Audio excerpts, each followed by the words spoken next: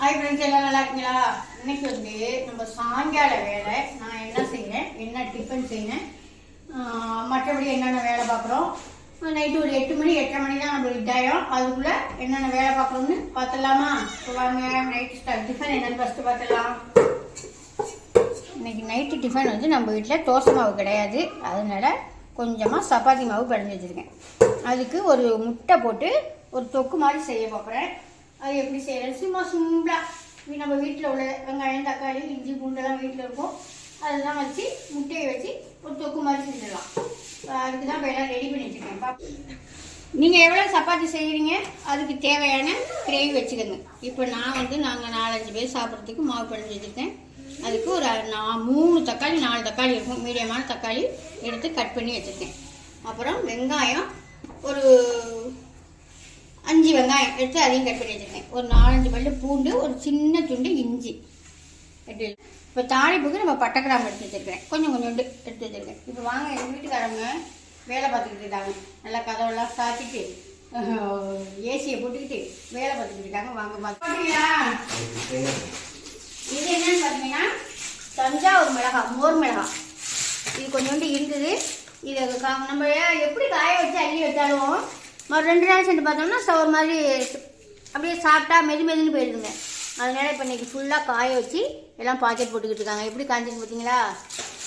ஒரு இது வந்து இப்போ தஞ்சாவூர் மோர் மிளகா வந்து ஒரு 4 கிலோ இருக்காங்க. இது ஆமாம், அவ்வளோதான் இருக்குது. ஒரு 4 கிலோ இருக்குது, அவ்வளோதான் இருக்குது. மற்றபடி நாங்கள் நீட்ட மிளகா வாங்கி இன்னொரு மோர் மிளகான்னு இருக்கும்ல, அதுவுமே சூப்பராக ஊறிக்கிட்டு இருக்குது. அதையும் காமிச்சிடுவாங்க எப்படி ஊறிக்கிட்டு இருக்குது. அப்புறம் சீப்பு முடிச்சு நேற்று போட்டோம், நேற்று போட்டு அப்படியே அது நம்ம உள்ளூருக்கு தாங்க கொடுக்கணும், கொஞ்சம் கொடுத்துட்டு வந்துட்டாங்க. இது இப்போ போட்டு வச்சுருக்கேன். இது இப்போ பெட்டி போடுறதுக்கு தான். இப்போ வாங்க, இப்போ ஊறிக்கிட்டு இருக்குல்ல மிளகா, அந்த மிளகாயை பார்ப்போம். இங்கே இருங்க, இது நல்லாவே இப்போ எண்ணெய் காயில் இப்போ இது 1 வாரம் இருக்குமா? அது இது தினமும் காய வச்சு இந்த மிளகாயை நம்ம மோர் தண்ணியில் தான் இப்போ இன்னும் கிடக்கு. இன்னமே ஒரு 4-5 நாள் காய வைக்கணுங்க. இன்னமே எவ்வளோ மோர் இருக்குது, இன்னமே இதில் மோர் இருக்குது. இந்த மோர் இதுக்கு இந்த மிளகாய் குடிக்கிறதுக்கு இன்னும் ஒரு 4-5 நாள் ஆகும். சூப்பராக இருக்குது பாருங்க. இது வந்து அப்படியே ஜில்லுன்னு இந்த அடிக்கிற வெயிலுக்கு நல்ல பழையதை போட்டு நல்லா கட்டி தயிராக ஊற்றி சாப்பிடணுன்னு. இப்போ எனக்கு 2 நாளாகவே எங்கள் வீட்டில் பழையது கிடையாது. இப்போ நாளைக்கு சாதம் இப்போ வடித்து தண்ணி ஊற்றி வச்சுருக்கேன். காலையில் அந்த சாதமும் தயிர் ஊற்றி இந்த மிளகாயை துடிக்கணும்னா அப்படி சாப்பிட்லாங்க. நல்லா வயல்காட்டுக்கு இந்த வேலைக்கெல்லாம் போகிறாங்கல்ல, அவங்கெல்லாம் இந்த மாதிரி போட்டு எடுத்துகிட்டு போவாங்க. அவ்வளோ அருமையாக இருக்குங்க. நல்லா முதுன்னு ஊறி சூப்பராக இருக்குது. எப்படி கலரை பார்த்தீங்களா? நல்லா வெள்ளையேன்னு நல்லா ஊறினோன்னா தான் அப்படி இருக்குது. நல்லா ஊறினோன்னு அப்படி இருக்குது, பளிச்சுன்னு இருக்குது. இது வந்து எவ்வளோ, எத்தனை கிலோ மிளகாப்பா? 88. அவங்க 88, 80, 90 கிலோ கிட்ட ஊறிட்டு. அப்புறம் இது வந்து மாங்காயும் ஒட்டு மாங்காயும் ரெடி ஆயிடுச்சுங்க. நாளைக்கு ஒரு நாளைக்கு காய வச்சா போதும். இது ரொம்பவும் வட்டுன்னு காய வைக்க வேண்டியதுங்க. வரன்னு இந்த மாதிரி கொஞ்சம் அப்படி அமுக்கணும்னா கொஞ்சம் அமுங்கணும். அப்போ தான் நம்ம சாதத்துக்கெல்லாம் எடுத்து தொட்டுக்கிட்டு சாப்பிட்லாம். இப்போ நாளைக்கு காய வச்சோம்னா பெட்டி போட்டுருவோம். இப்போ வாங்க போய் நம்ம குருமா வச்சிடலாம். இது இப்போ எல்லாத்தையும் தனித்தனியாக அரைச்சிட்டு வந்துடும். இந்த இஞ்சி பூண்டை வந்து இந்த பூண்டையும் இந்த இஞ்சி துண்டையும் இந்த வெங்காயத்திலேயே சேர்த்து அரைச்சிக்கலாமா? இது தக்காளி தனியாக வெங்காயம் தனியாக அரைச்சிட்டு வந்து இப்போ நம்ம தாளிக்கையில பார்ப்போம்.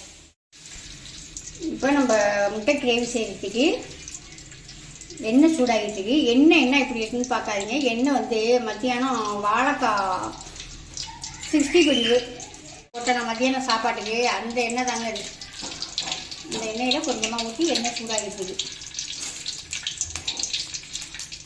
இந்த பட்டை கிராம்பு வச்சுருந்தேன்னா அந்த பட்டை கிராம்போட ஒரு 10 சோம்பு போட்டுருவேன்.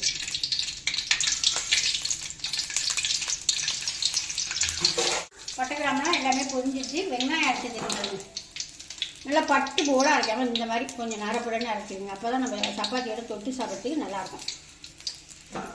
எடுத்து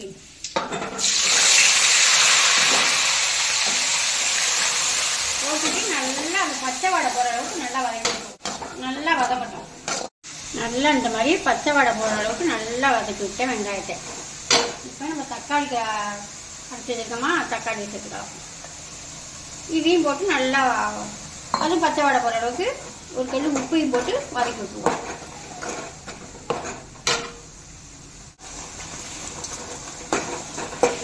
இதையும் நல்லா வதக்கி விட்டுருவோம். சும்மா வீட்டில் உள்ள தக்காளி வெங்காயத்தை வச்சு சிம்பிளாக வாய்க்கு ருசியாக ஈஸியாக செஞ்சிடலாம். வதங்கட்டும். இப்போ நம்ம வெங்காயம் தக்காளி எல்லாமே நல்லா பச்சை வடை போகிற அளவுக்கு நல்லா வதக்கி விட்டேன். இப்போ இதுக்கு தேவையான மசாலா ஐட்டம்லாம் போட்டுடலாமா? கொஞ்சமாக மஞ்சத்தூள், அப்புறம் இது வந்து சிக்கன் பொடின்னு நம்ம வீட்டில் ரெடி பண்ணி கொடுக்குறோம்ல, அந்த பொடி தான் அது. இது தேவையான அளவுக்கு, வேறு காரம்லாம் அதுக்கு வேண்டியதில்லை, இதையே சேர்த்துக்கலாம். இதுலேயே நம்ம எல்லாமே சேர்த்துருக்கோம். இது என்னன்னு பார்த்தீங்கன்னா கரம் மசாலாங்க. ஒரு 2 சிட்டிகை தான் இருக்கும். ஏன்னா நம்ம இதுலேயே எல்லாமே சேர்த்துருக்கோம் அந்த சிக்கன் பொடியில், அதனால ஒரு 2 சிட்டிகை கரம் மசாலா. இது எல்லாத்தையுமே நம்ம பச்சை வடை போகிற அளவுக்கு திருப்பி நல்லா வதக்கி விட்டுருக்கோம்.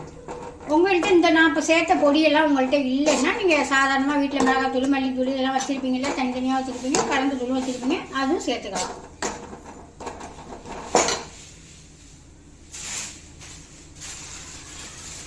நான் வந்து கொஞ்சோண்டு கடலுக்காக காஷ்மீர் மிளகாத்தூள் தனியாகவே வச்சுருப்பேன், அதில் கொஞ்சம் சேர்த்துக்கிறேன்.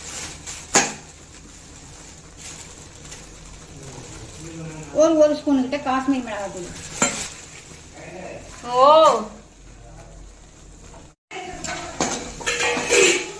எந்த அளவுக்கு நல்லா வதக்கிட்ட பார்த்தீங்களா? நம்ம போட்ட ஜாமான்லாம் மசாலா எல்லாமே நல்லா பச்சை வடை வரட்டும், நல்லா சுள்ள வதக்கி எடுத்துட்டேன். சூப்பராக இருக்கா பார்க்கறதுக்கே. இப்போ இதுக்கு தேவையான தண்ணியை கொஞ்சமாக சேர்த்துக்கலாம். நான் மிக்சி சாரை கழுவி வச்சுருக்கேன், தக்காளி வெங்காயம் அடித்தோமா அதை சேர்த்துக்கிட்டு தேவையான உப்பை போட்டுடலாம். அதுக்கு நீங்கள் தண்ணி சேர்த்துக்குமா வேலு?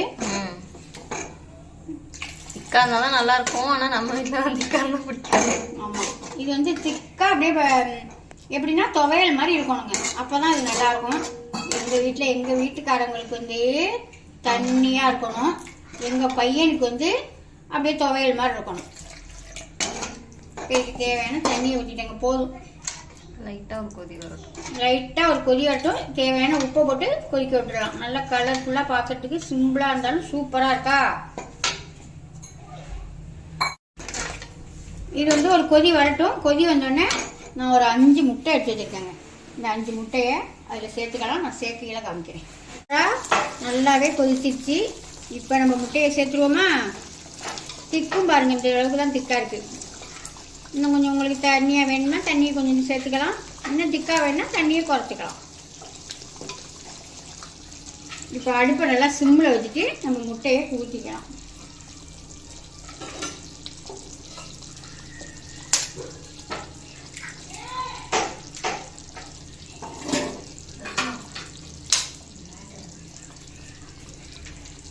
உடச்சி ஊற்றி உடனே போட்டு கலக்கி விடாமல் செத்த நேரம் இருக்கட்டும்.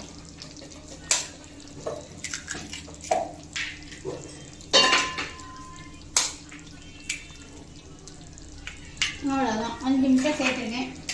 எங்களுக்கு இது போதும். உங்களுக்கு எத்தனை முட்டை வேணுமோ, எத்தனை பேருக்கு செய்வீங்களோ கூட குறைச்சி செஞ்சுக்கணும். செத்த நேரம் அப்படியே இருக்கட்டும் சிம்மிலேயே.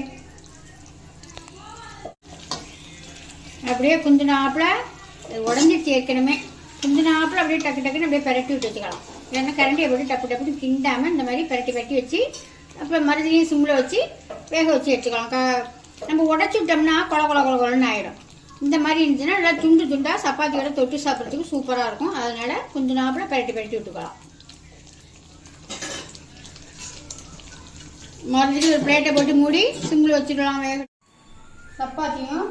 சப்பாத்தி முட்டை கிரேவி மாதிரி வச்சுருக்கேன். தொக்கு மாதிரி கிரேவி மாதிரி எப்படி வேணாலும் சொல்லிக்கலாம். சூப்பராக சாஃப்டாக பஞ்சு மாதிரி சப்பாத்தி ரெடி ஆகிடுச்சுங்க. எப்படி பார்த்தீங்கன்னா சப்பாத்தி மெதுன்னு இருக்கும். சப்பாத்தி எல்லாமே நம்ம வீட்டு திருவையில் அரைக்கிறது தான். அந்த சப்பாத்தியை வச்சு சூப்பராக இருக்கும். இந்த மாதிரி ஒரு வாட்டி நீங்களும் செஞ்சு பார்த்துட்டு எப்படி இருக்குது நான் கமெண்ட்டில் சொல்லுங்கள். இந்த மாதிரி தொட்டு எங்கள் வீட்டு பிள்ளைங்களுக்கு எல்லாருக்குமே இது மாதிரி தான் செஞ்சு கொடுத்தோம்னா பிடிக்குங்க. இதெல்லாம் யாருமே பிடிக்காதுன்னு சொல்ல மாட்டாங்க, சூப்பராக சாப்பிட்டுக்குவாங்க. இதே மாதிரி நான் செஞ்ச மாதிரி நீங்களும் செஞ்சு பார்த்துட்டு எப்படி இருக்குன்னு கமெண்ட்டில் சொல்லுங்கள். இன்றைக்கி நைட்டு டிஃபன் நம்ம வீட்டில் எவ்வளோ இருந்தாங்க, உங்கள் வீட்டில் நைட் டிஃபன் என்னன்னு கமெண்ட்டில் சொல்லுங்கள். அடுத்த வீடியோவில் பார்ப்போம். பாய்.